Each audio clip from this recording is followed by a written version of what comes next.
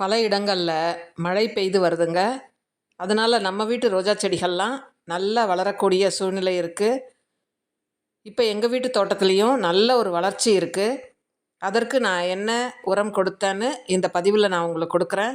நீங்களும் அதே உரத்தை உங்கள் வீட்டில் கொடுத்தீங்கன்னா கண்டிப்பாக நமக்கு தேவையான பூக்களும் நல்ல ஒரு செழிப்பான செடியும் நமக்கு கிடச்சிரும்.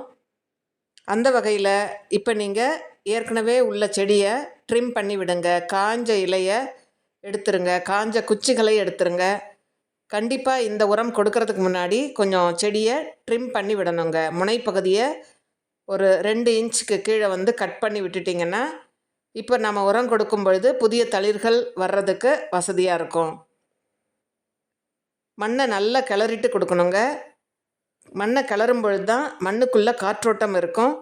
அதே சமயம் சூரிய வெளிச்சமும் நமக்கு வேணும். நிழலில் வச்சு ரோஜா செடியை நம்ம வளர்க்க முடியாது. நல்ல ஒரு மண் கலவையில் வைக்கணும். வாங்குகிற செடியும் நல்ல ஒரு 2-3 கிளைகள் உள்ளதாக இருக்கணும். இப்படி பல குறிப்புகளை நம்ம மனசில் வச்சுக்கிட்டு இந்த ரோஜா செடியை வாங்கிடணும். ஒரு சின்ன குச்சியை வாங்கிட்டு நாம் அழுத்தமான ஒரு மண்ணில் வச்சிட்டோம்னா அது வளர்ந்து வர்றதுக்கு ரொம்ப கஷ்டப்படும். அதனால நம்ம நல்ல ஹெல்த்தியான செடி, வளமான மண் கலவை, அதில் நல்ல சூரிய ஒளி படும்படி நீங்கள் வைக்கணும். அப்படி வைக்கும்போது செடியில் கண்டிப்பாக நீங்கள் இப்போ பார்க்குற மாதிரியான தளிர்கள் வந்துடும். நான் ஏற்கனவே சென்ற வாரம் கொடுத்த உரம் என்னென்னா கடலை பிண்ணாக்கு கரைசல். இப்போ நீங்கள் பார்த்துட்ருக்கிறது கடலை பிண்ணாக்கு. இதை 2 நாள் ஊற வைக்கணுங்க.